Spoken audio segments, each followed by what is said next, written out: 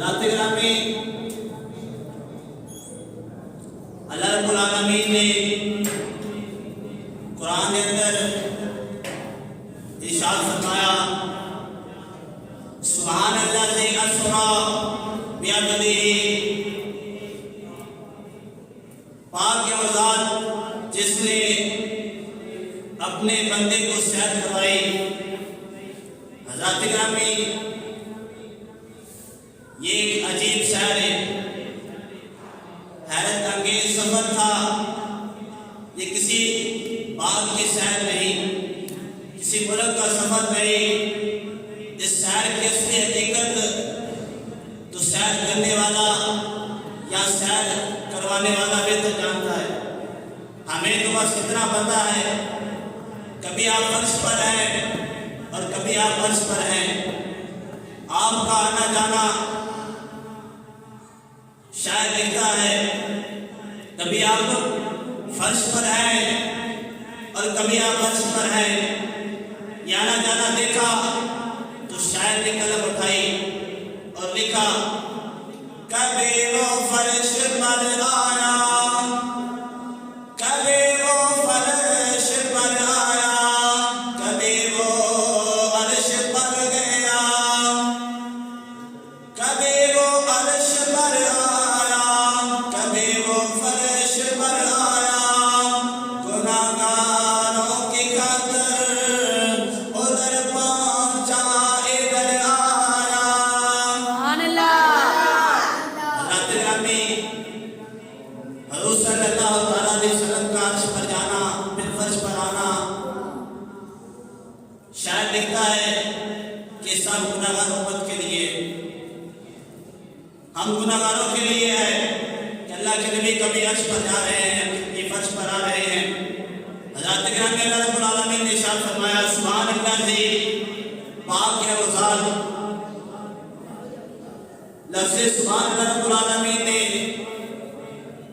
اس آیت کریمہ میں اس لیے لگایا کیونکہ خالق کائنات جل مجدہ الکریم اللہ رب العالمین اس بات کو جانتا تھا کہ میرے نبی پاک صلی اللہ تعالیٰ علیہ وسلم جب معراج کی سیر کر کے جائیں گے تو آپ کے اس معجزے کو کچھ لوگ ماننے پر انکار کر دیں گے کہ یہ کیسے ممکن ہے۔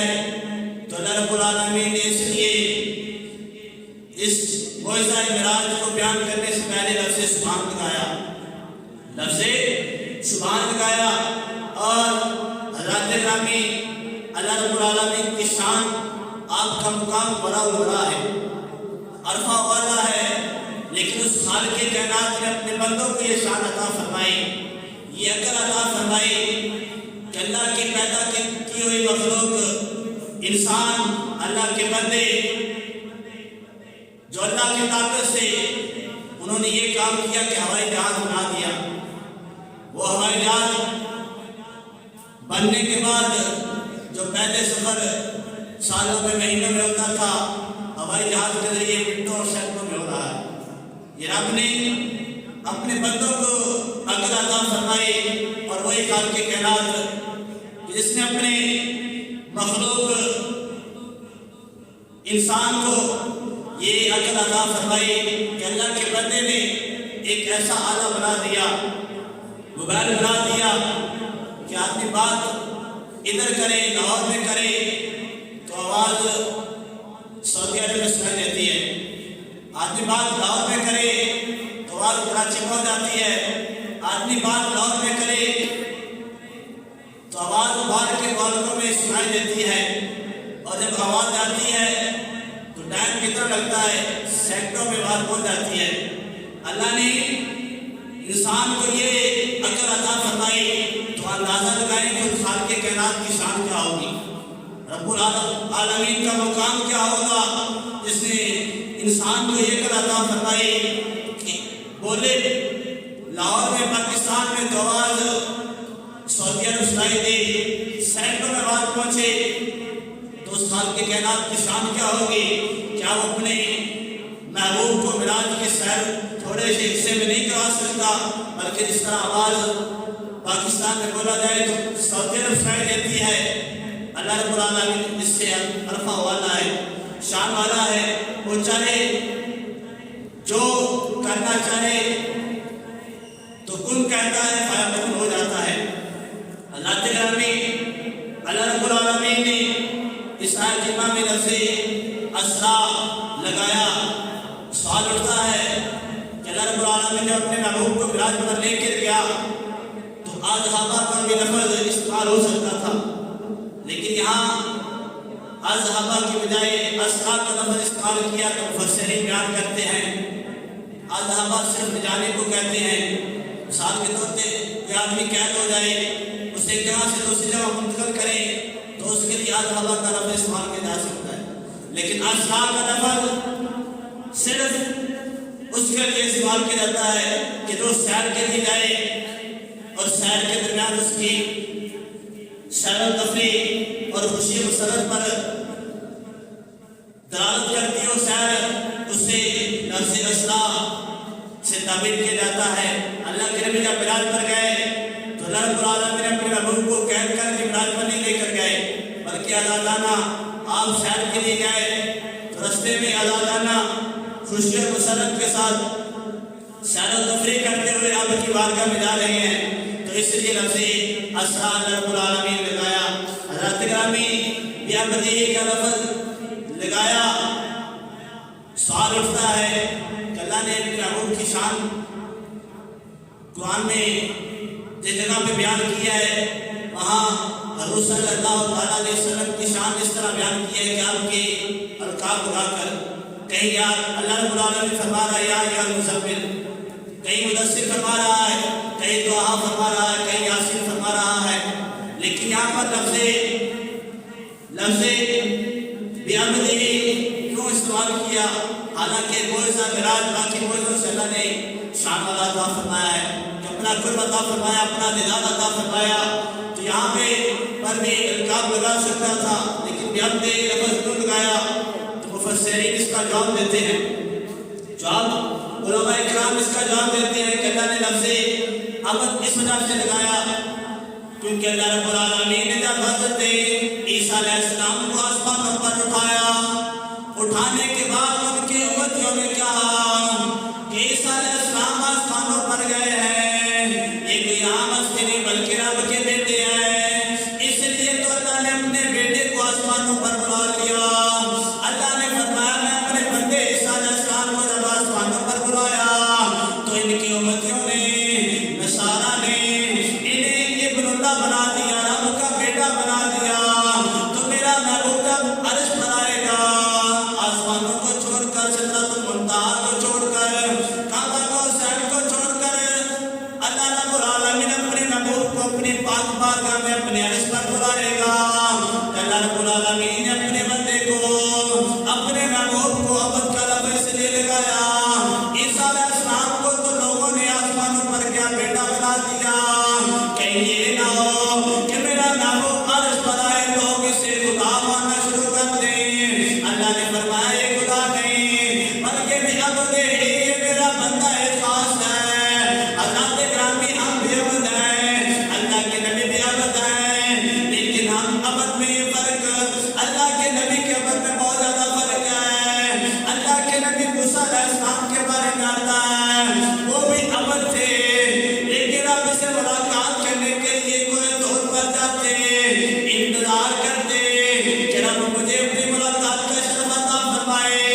انتظار کرنے کے بعد رب سے ملاقات ہوتے، لیکن اللہ کے محبوب آرام فرما رہے ہیں، آرام فرما رہے ہیں، سو رہے ہیں. اللہ رب العالمین اپنے محبوب کو جبرائیل کے ذریعے اپنی پاک بارگاہ میں بلایا اور اپنے دیدار سے مشرف فرمایا. پتہ چلا کہ ایک عبد وہ ہے جو انتظار کرتا ہے رب مجھ سے ملاقات کرے، لیکن ایک عبد وہ ہے جو انتظار نہیں کرتا بلکہ رب اسے اپنی پاک بارگاہ میں بلا لیتا ہے. رب اسے اپنی پاک بارگاہ میں بلا لیتا ہے. حضرت گرامی ہر عبد ایک جیسا نہیں، ہر عبد ایک جیسا نہیں، عبد میں فرق ہے. کوئی دور پر جا کر رب سے ملاقات کرتا ہے اور کوئی عرش پر جا کر رب سے ملاقات کرتا ہے، کوئی زمین پر ملاقات کرتا ہے اور کوئی رب کی ملاقات کے بغیر زندگی گزار دیتا ہے۔ اللہ ہمیں اپنے نیک بندوں میں شامل فرمائے اور ان لوگوں میں شامل فرمائے جنہوں نے رب کو پایا، رب کا قرب حاصل کیا۔ حضرات گرامی، جب رجب کی 27ویں تاریخ آئی، پیر کی رات تھی، حدیث مبارکہ میں آتا ہے پیر کی رات تھی، رجب کی 27ویں تاریخ آئی تو اللہ رب العالمین نے ارشاد فرمایا، خالق لم یزل اللہ جل وعلا کریم نے ارشاد فرمایا، اے جبرائیل عرض کی کہ حکم رب جلیل، اللہ نے فرمایا جبرائیل جنت کو اچھی طرح سجا دو، خوشبوؤں سے معطر کر دو، جنت کے دروازے کھول دو اور جہنم کے دروازے بند کر دو، آسمانوں والے راستے اچھی طرح سجا دو، خوشبوؤں سے معطر کر دو، فرشتوں کو حکم دو کہ اپنی ڈیوٹیوں کو چھوڑ کر رب کا حکم مانتے ہوئے میرے نبی قیامت کے لیے رستوں پر استقبال کے لیے کھڑے ہو جاؤ، قرآن بشر کو حکم دے دو کہ اچھی طرح منصور کر خوبصورت کپڑے پہن کر میرے محبوب کے استقبال کے لیے کھڑے ہو جائیں۔ اللہ رب العالمین کے محبوب آسمانوں پر تشریف لے کر آ رہے ہیں۔ اللہ رب العالمین نے جبرائیل کو حکم دیا، اے جبرائیل جاؤ نبیوں کو حکم دو، سب نبی میرے محبوب کے استقبال کے لیے مسجد اقصی میں اکٹھے ہو جائیں۔ جبرائیل نے جب یہ بات سنی پریشان ہوئے، عرض کے مولا کیا باتیں لگتا ہے، دنیا کا نظام ختم ہونے والا ہے، قیامت قائم ہونے والی ہے۔ اللہ نے سنا اور فرمایا، میرے پیارے فرشتے جبرائیل قیامت قائم ہونے والی نہیں بلکہ میرا محبوب عرشوں کی سیر کرنے کے لیے میرے پاس آ رہا ہے۔ شاعر نے دیکھا تو قلم اٹھائی اور لکھا، اس موقع کو جب اللہ کے محبوب سیر کے لیے رب سے ملاقات کے لیے معراج کے لیے عرش پر جا رہے تھے اور جبرائیل کو حکم ہوا ہر چیز سجانے کو، اس وقت جبرائیل نے اللہ کے حکم کو مانتے ہوئے جنت کو سجایا، جنت کے راستے صاف کیے، آسمانوں کے راستے صاف کیے، جنت کے دروازے کھول دیے، جہنم کے دروازے بند کر دیے۔ نبیوں کو حکم ہوگا کہ سب مسجد اقصی میں اکٹھے ہو جاؤ، جبرائیل نے سب نبیوں کو حکم دے دیا کہ سب نبی مسجد اقصی میں اکٹھے ہو جائیں۔ حضرات گرامی، نظام سج رہا ہے حضور کی آمد کے لیے، تو شاعر نے قلم اٹھائی اور لکھا، اس رات دے تارے دس دینے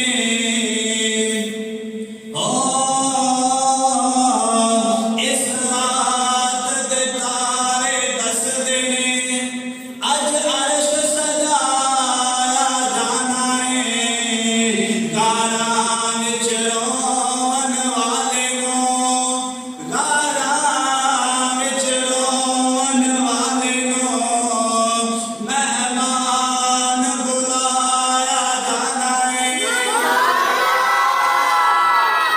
حضرات گرامی، اللہ رب العالمین کے حکم سے جبرائیل نے سب راستے سجا دیے، جنت کے دروازے کھول دیے، جہنم کے دروازے بند کر دیے۔ اللہ رب العالمین نے فرمایا، جبرائیل عرض کی کہ حکم رب جلیل، اللہ نے فرمایا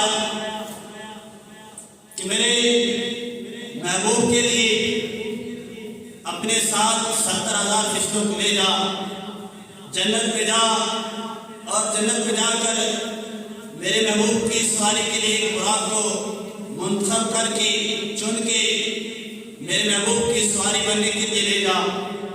حضرات گرامی، جبرائیل جنت میں گئے، روایت میں آتا ہے، حدیث مبارکہ میں آتا ہے کہ جبرائیل جب جنت میں گئے اس جگہ پر پہنچے جہاں براق موجود تھی، اور روایت میں آتا ہے کہ اس جگہ پر 40,000 براق موجود تھے۔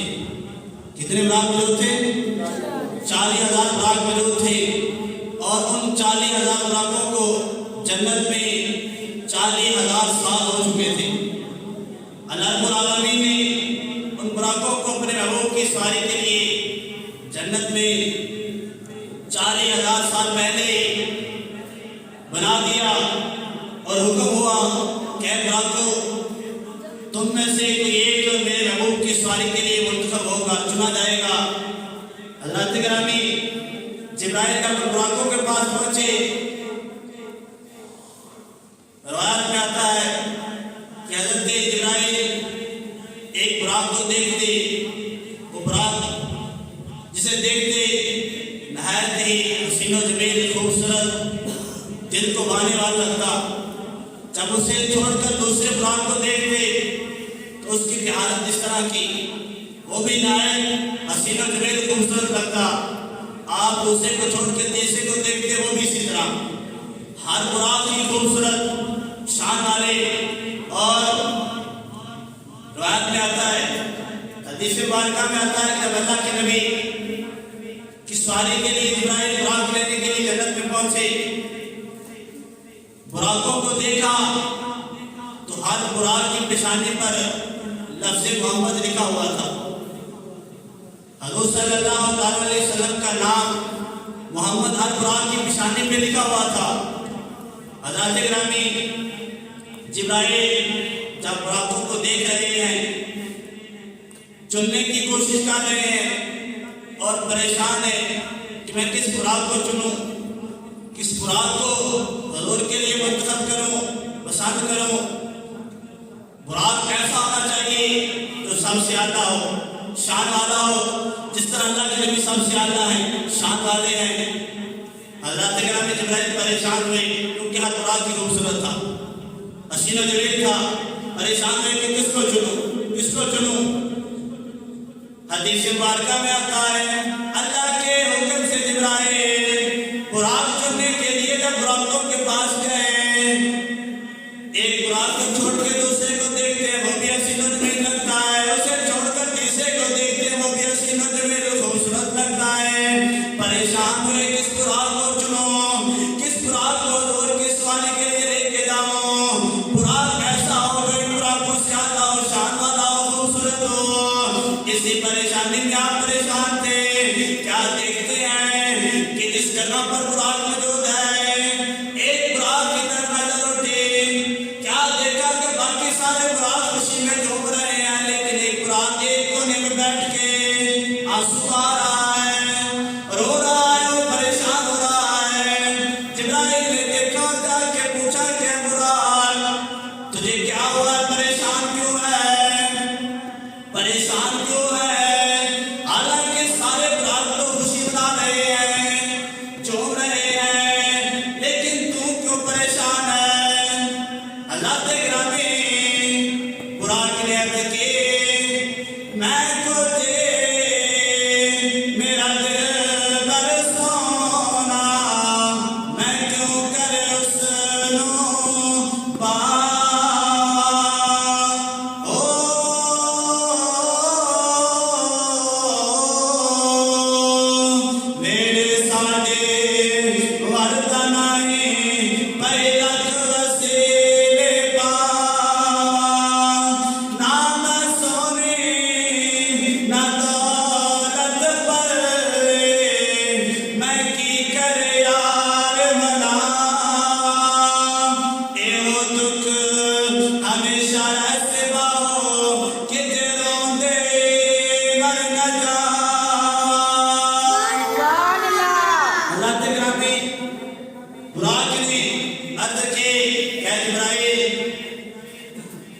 ہزاروں سال ہو گئے، سنا تھا کہ ہم میں سے کسی ایک نے اللہ کے محبوب کی سواری بننا ہے۔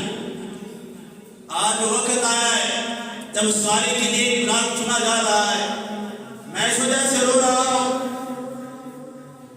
اس وجہ سے رو رہا ہوں کہیں اس نعمت سے، اس کرم سے محروم نہ رہ جاؤں۔ پریشان ہوں کہیں سواری کے لیے کوئی اور براق چنا نہ جائے، اور اسی کمی کی وجہ سے، پریشانی کی وجہ سے آنکھوں میں آنسو ہے۔ حضور صلی اللہ علیہ وسلم سے اس قدر محبت ہے، پیار ہے کہ ان کی جدائی برداشت نہیں ہو رہی. چاہتا تو یہی ہوں کہ میں حضور صلی اللہ تعالیٰ علیہ وسلم کی سواری بنوں، لیکن جو رب کو منظور ہوا ہوگا وہی ہے. میں کچھ نہیں کر سکتا. جسے رب نے اپنے محبوب کی سواری بنانا ہے اس نے جانا ہے. اور میں اس وجہ سے پریشان ہوں کہیں اس نعمت سے محروم نہ رہ جاؤں. حضرات گرامی مفسرین بیان کرتے ہیں کہ جبرائیل نے جب براق کی درد بھری کہانی سنی، فریاد سنی، پریشان ہو گئے. رب کی بارگاہ میں عرض کی، اے مولا، اے پروردگار عالم، میں نے تو حضور صلی اللہ علیہ وسلم کی سواری جنت میں آیا تھا. براقوں کا حال دیکھا ہے، سب براق خوشی میں ڈوب رہے ہیں، لیکن ایک براق تیرے پیارے محبوب کی محبت میں اس طرح پریشان ہے کہ آنکھوں سے آنسو بہہ رہے ہیں، غمگین ہے. اللہ رب العالمین نے فرمایا کہ جبرائیل، جس براق کی آنکھوں سے آنسو بہہ رہے ہیں میرے محبوب کی جدائی میں رو رہا ہے، غمگین ہے، پریشان ہے. اللہ رب العالمین نے فرمایا کہ جبرائیل اسی براق کو چن لے. عرض کی مولا وہ تو رو رہا ہے، اس کی حالت بھی دیکھنے میں کمزور لگ رہی ہے. اللہ رب العالمین نے فرمایا حالت نہ دیکھ، بلکہ اندر براق کے دل کو دیکھ کہ اس کے دل میں حضور کی محبت کتنی ہے، پیار کتنا ہے. اور اسی محبت میں وہ آنکھوں میں آنسو آ رہا ہے، رو رہا ہے، زارکدار ہو رہا ہے. حضرات گرامی، میاں صاحب نے اس موقع پہ قلم اٹھائی اور لکھا کہ براق حضور صلی اللہ علیہ وسلم کی عشق میں محبت میں رو رہا تھا. اور میاں صاحب نے دیکھا اور لکھا، جنا دلا وچ عشق سمانا روون کم ہونا دا، جنا دلا وچ عشق سمانا روون کم ہونا دا، ملدے روندے بچھڑدے روندے روندے ٹردے اڑا. حضرات گرامی، براق حضور کی جدائی میں اس طرح رو رہا تھا، پریشان تھا. اللہ رب العالمین نے براق کی محبت کو دیکھا، فرمایا کہ جبرائیل، باقی براق کی خوشی میں جھوم رہے ہیں، لیکن اسے بھی خوشی تو ہے، لیکن خوشی اس طرح کی نہیں جس طرح باقیوں کو ہے. اسے ایسی خوشی ہے کہ اس خوشی میں آنکھوں سے آنسو بہہ رہے ہیں. اور اس کے آنسوؤں کی لاج رکھتے ہوئے اللہ نے فرمایا کہ میں نے اس براق کو چن لیا ہے. جبرائیل اس براق کو مبارکباد دے، اللہ نے تیری عاجزی کو قبول فرمایا ہے اور تجھے حضور صلی اللہ علیہ وسلم کی سواری کے لیے چن لیا گیا. حضرات گرامی، پتہ چلا اس موقع پہ کہ جو عاجزی کرتا ہے رب اسے زیادہ قبول فرماتا ہے. حضور صلی اللہ علیہ وسلم نے فرمایا کہ میرے پیارے صحابہ جو رات کے آخری وقت اٹھے، تہجد کے وقت اٹھے، نماز تہجد ادا کرنے کے بعد رب کے خوف سے روتا ہوا اپنی آنکھوں سے آنسو بہائے، اللہ رب العالمین آنسو کی وجہ سے اس کے سارے گناہ معاف کر